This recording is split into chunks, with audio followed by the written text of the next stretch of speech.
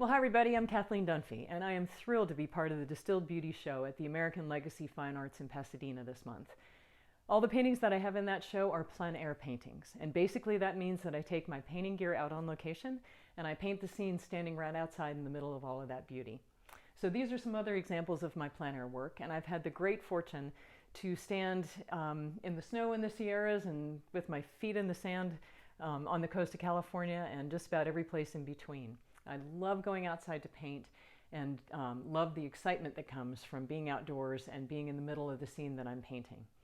For this show, one of the scenes comes from near the, Lake Tahoe along the Truckee River. That one was painted in the wintertime on one of the few overcast days that I have gotten to paint outside. In California, the sun shines a lot, so it's always a thrill to be able to get those overcast days and get outside and get the subtle shifts in color and temperature that you get in that kind of lighting. Lily pads and lodgepoles came from a scene on Ebbets Past, which is not too far from where I live here in California. A beautiful little oasis in the summer that I really enjoyed being next to that environment and painting all afternoon. High and Mighty came from a beautiful trip to the east side of the Sierras. I try to get there every fall and paint that scenery. It's the Little Lakes Valley on the east side of the Sierras.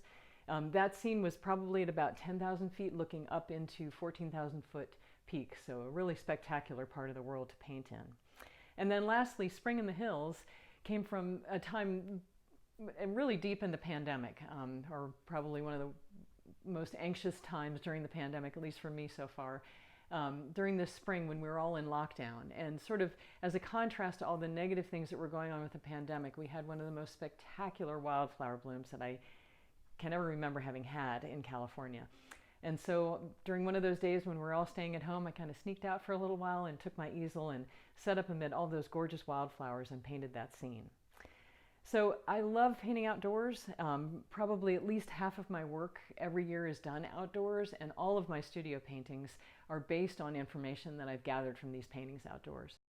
I have a great reverence for nature, and I really enjoy getting outside to paint. And I hope that as you view the show, some of that emotion that I have and that love that I have for nature can come through in these paintings.